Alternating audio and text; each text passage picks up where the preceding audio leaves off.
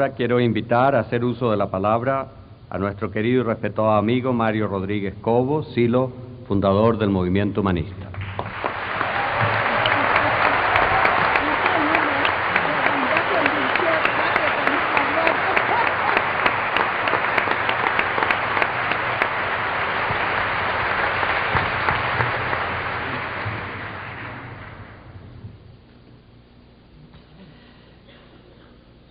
Autoridades de gobierno, señores miembros del cuerpo diplomático, autoridades municipales, organizaciones sociales y políticas, miembros de la Mesa de la Internacional Humanista, observadores de los partidos humanistas de Europa, Rusia y Asia, señores partícipes de los partidos humanistas de América, amigos todos. Debo agradecer en primer término al doctor Salvatore Puleda por sus amables palabras. También debo agradecer la oportunidad que se me brinda para considerar algunos puntos que pueden ser de interés en este momento de constitución de la Regional Latinoamericana de Partidos Humanistas. Mi exposición versará sobre algunas ideas que ya fueron expuestas en ocasión del Congreso Fundacional de la Internacional Humanista en Florencia, allá por el año 1989, y algunas otras en ocasión de la Segunda Internacional de Moscú y del Foro de Moscú de 1993. Sucede que nuestro mundo ha cambiado velozmente y conviene revisar algunos puntos que en su momento se constituyeron para nosotros en importantes fuentes de preocupación. Entrando en tema, en su mensaje al primer Congreso de la Internacional Humanista, el presidente decía: la Internacional ha hecho suya y por tanto considera como uno de sus documentos fundacionales a la Declaración Universal de Derechos Humanos adoptada el 10 de diciembre de 1948 por Naciones Unidas. Desde entonces hasta el día de hoy, numerosas violaciones a la dignidad del ser humano se han seguido produciendo en todas partes. Los derechos humanos no tienen la vigencia universal que sería deseable porque no dependen del poder universal del ser humano, sino del poder de una parte sobre el todo. Y si los más elementales reclamos sobre el gobierno del propio cuerpo son pisoteados en todas las latitudes, solo podemos hablar hoy de aspiraciones que tendrán que convertirse en derechos vigentes. Los derechos humanos no pertenecen al pasado. Están allí, en el futuro, succionando la intencionalidad, alimentando una lucha que se reaviva en cada nueva violación al destino del hombre. Por esto, todo reclamo que se haga a favor de ellos tiene sentido, porque muestra a los poderes actuales que no son omnipotentes y que no tienen controlado el futuro. El mundo de hoy no está organizado como los humanistas quieren que se organice. El sistema jurídico de hoy no es el sistema jurídico que los humanistas proclaman. Pero en tanto esto cambie, los humanistas deben empeñar su esfuerzo por mejorar las condiciones del mundo en que les toca vivir. De este modo se reclamaba por la plena vigencia de los derechos humanos y por un cambio en el sistema jurídico mundial. Por otra parte, se adhería vehementemente al proceso de paz en el mundo con estas palabras: el mundo de hoy tiene grandes urgencias y sabemos apreciar el avance en dirección positiva. ¿Cómo no habríamos de apoyar decididamente la política de desarme? ¿Cómo no habríamos de justificar plenamente los esfuerzos a favor de la desmilitarización en Europa, el Caribe, Medio Oriente, Sudeste Asiático y Sur de África? El retiro progresivo de tropas en Afganistán, en Camboya, en Angola, el cese del fuego entre Irán e Irak, el aquietamiento de la agresión a Nicaragua, el comienzo de las conversaciones entre palestinos e israelíes, son prioritarios y los humanistas así lo comprendemos, se decía en aquel mensaje del 7 de enero de 1989 en Florencia. Pero desde 1989 hasta hoy,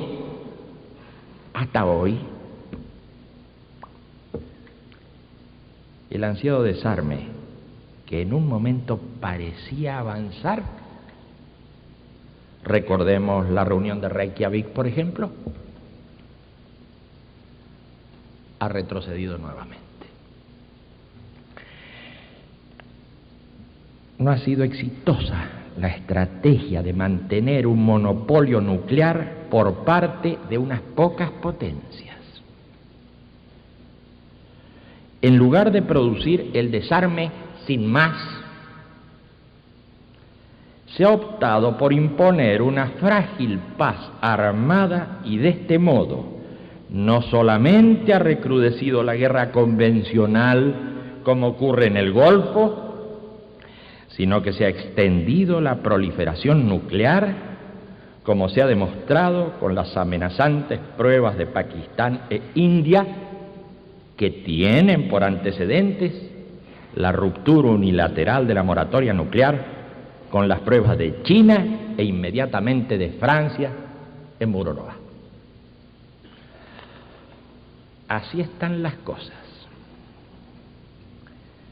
Otros varios países cuentan ya con armas nucleares no declaradas y continúan perfeccionando los armamentos químicos y bacteriológicos. Si esta proliferación continúa, pronto existirá en los arsenales de los terroristas toda la parafernalia de destrucción masiva con que hoy cuentan las grandes potencias. No hay otra alternativa que el desarme total y la supervisión total de la situación en todos los países y no solamente en unos pocos.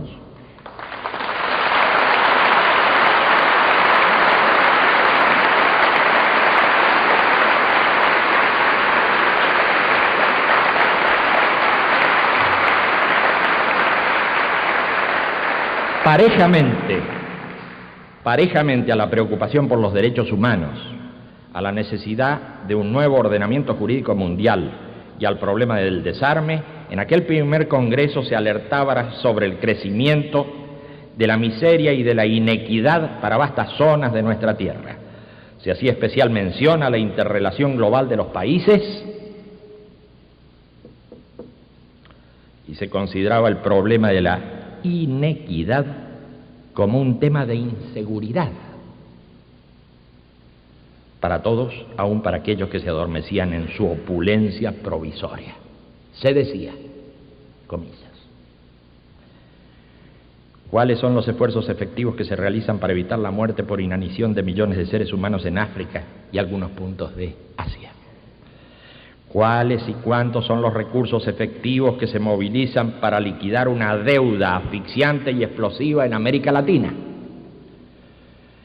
¿En qué proporción se transfiere tecnología necesaria al desarrollo de zonas poco favorecidas? ¿Qué medidas reales se adoptan para que los términos del intercambio no se deterioren día a día entre el norte y el sur? Cualquier cifra que se da respondiendo a esta pregunta tiene el sabor de la burla o el cinismo.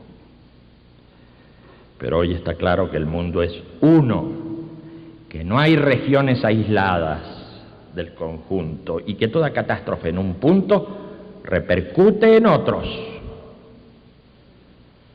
Por ello, si se trata de elevar el nivel de las zonas menos favorecidas, no será solamente por razones de solidaridad, sino de supervivencia de la vida humana. Ya en el segundo Congreso de octubre del 93 se verifica un cambio de tono, y no es ciertamente por las preocupaciones esbozadas anteriormente, porque estas preocupaciones no se han disipado, sino al contrario, porque se han agregado nuevos problemas. Así se dice en la declaración general de aquel encuentro, comillas: vivimos una crisis generalizada que afecta a todos los ámbitos de la vida humana. El proyecto de construir un mundo nuevo sin tomar en cuenta al ser humano y el ejercicio de la violencia como método han colocado a la humanidad al borde de una catástrofe. Los intereses egoístas y la política mediocre de grupos con miras estrechas, junto con la ignorancia a la que están sometidos amplios sectores de la población, agravan y aumentan las proporciones de la crisis, mientras que el hambre y la desnutrición flagelan a millones de seres humanos. El desempleo hace estragos crecientes incluso en los países más desarrollados, al tiempo que conflictos de carácter étnico y religioso abarcan cada vez más a nuevas regiones, generalizando el sufrimiento y el malestar. La discriminación aumenta, afectando sobre todo a los sectores más desprotegidos de la sociedad. Las minorías étnicas y culturales son afectadas cada vez más, amenazando su misma supervivencia. No basta con enumerar los peligros que acechan a la humanidad e informar sobre ellos a través de los medios de comunicación.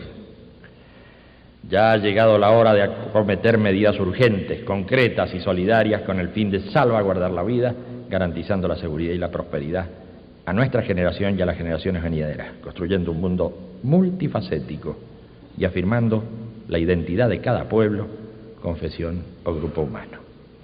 Es necesario garantizar la libertad de la persona frente a la opresión y a la discriminación, liberar sus capacidades creadoras frente a la deshumanización, ampliar los marcos de la democracia para superar su carácter formal, transformándola en un medio de expresión y en una garantía de los derechos para todos.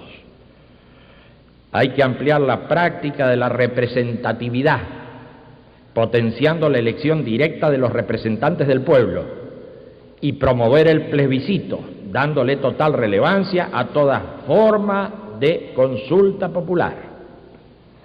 Y deben ser los electores quienes se reserven el derecho de revocar a sus representantes en el caso en que pierdan su confianza o que no cumplan con sus compromisos.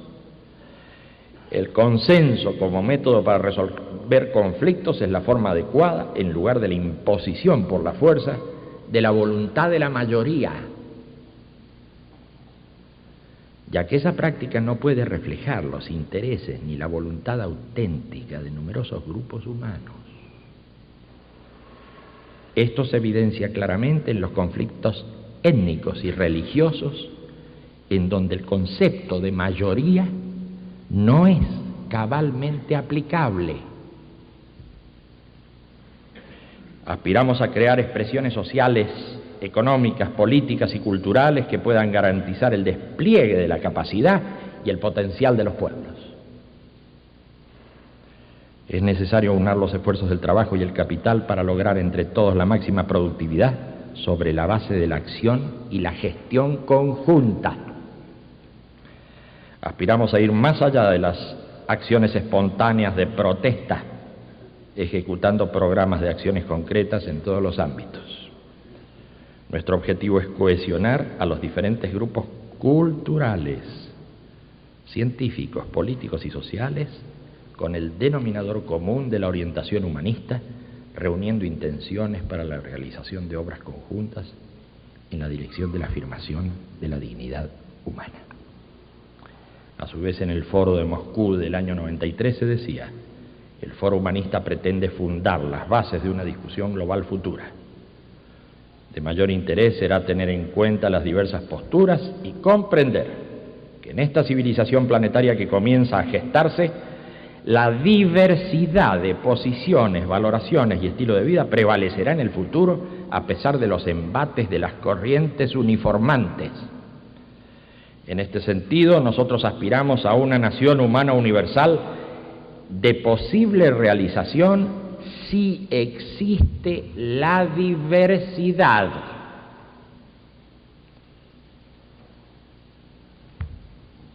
No podrá mantenerse un hegemonismo central sobre las periferias, ni un estilo de vida, ni un sistema de valoraciones, ni un presupuesto ideológico religioso que se imponga a costa de la desaparición de otros. Hoy ya estamos viendo que la centralización va generando respuestas secesionistas, porque no se respeta la verdadera entidad de los pueblos y regiones, que podrían converger perfectamente en una federación real de colectividades. No vaya a pensarse que el control económico puede hacer milagros. O hay quien todavía cree que para otorgar créditos para el desarrollo habrá que primeramente reformar el Estado, luego la legislación, posteriormente el modo de producción, más adelante las costumbres y hábitos sociales, un tiempo después la vestimenta, el régimen alimenticio, la religión y el pensamiento. Ese absolutismo ingenuo está encontrando dificultades crecientes para imponerse y, como en el caso de las secesiones anotadas más arriba, se está contribuyendo a endurecer y radicalizar posiciones en todos los campos. Sí, efectivamente, a través de la dictadura del dinero, pudiera pasarse a una sociedad plena, el tema admitiría un tiempo más de discusión.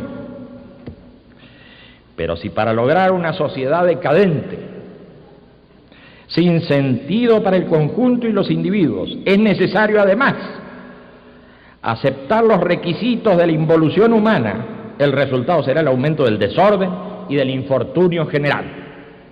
El Foro Humanista no puede perder de vista el lineamiento de la diversidad. No puede estudiar a las distintas culturas con la óptica de un primitivismo zoológico, según la cual aquella cultura en la que uno está asentado representa la cima de una evolución que debe ser limitada para los demás. Mucho más importante será comprender que todas las culturas hacen su aporte a la gran construcción humana. Pero el Foro Humanista debe fijar sus condiciones mínimas. La primera es que no puede dar participación a aquellas corrientes que propicien la discriminación o la intolerancia.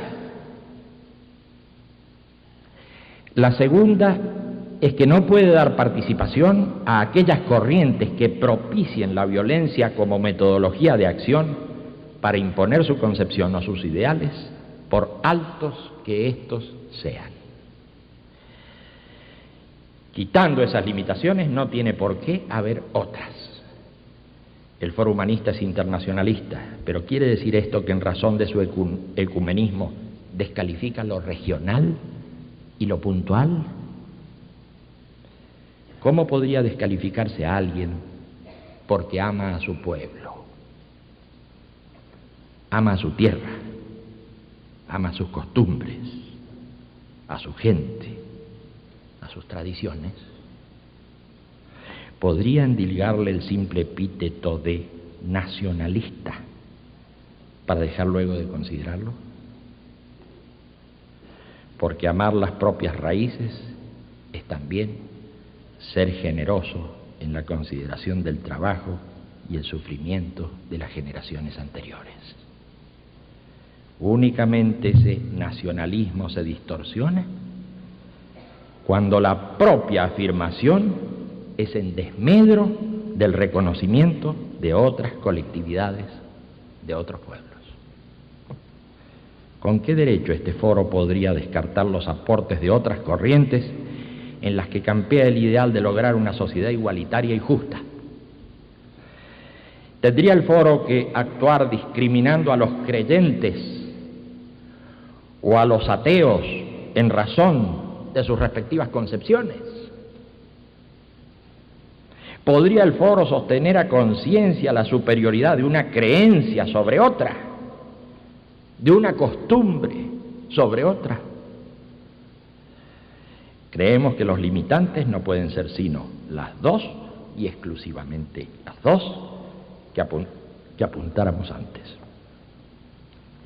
En tal caso, el foro se propondrá en términos de inclusión y no de exclusión de la variedad humana.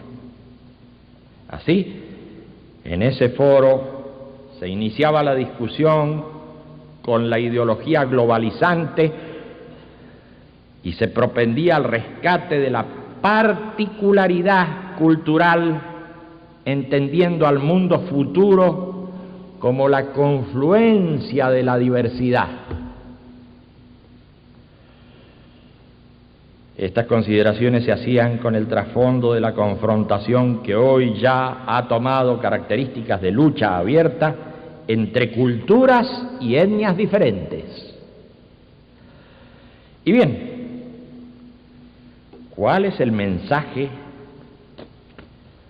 de los congresos internacionales del humanismo para en el que se pone en marcha la regional de los partidos humanistas latinoamericanos? El mensaje, me parece, es este: el mundo actual sigue deteriorándose en una tendencia de deshumanización creciente, y en este proceso aparece la mentada globalización económica como instrumento de dominio. Se trata de un inequívoco fenómeno de signo antihumanista que no puede ser considerado como un proceso simple que se va desarrollando espontáneamente. Es un proceso dirigido desde un centro imperial hacia una periferia cada vez más lejana, con las mismas características que se observaron en anteriores culturas. Esta globalización dirigida no puede ser confundida con el proceso de mundialización de la diversidad cultural que se acelera, pasando por las regionalizaciones. La mundialización debe pasar por la consolidación de regiones culturales, y este es uno de los objetivos a lograr en corto y mediano plazo. Desde ya, la creación de la regional latinoamericana de partidos humanistas va en esa precisa dirección. De este modo, este proceso que va hacia la nación humana universal pasa por la estructuración de regiones culturales, como se ve claramente en Europa y se insinúa ya en Latinoamérica. La regional de partidos humanistas, que hoy se pone en marcha, tiene la fuerza y la dinámica de los vientos integradores que soplan a su favor. Nada más. Muchas gracias.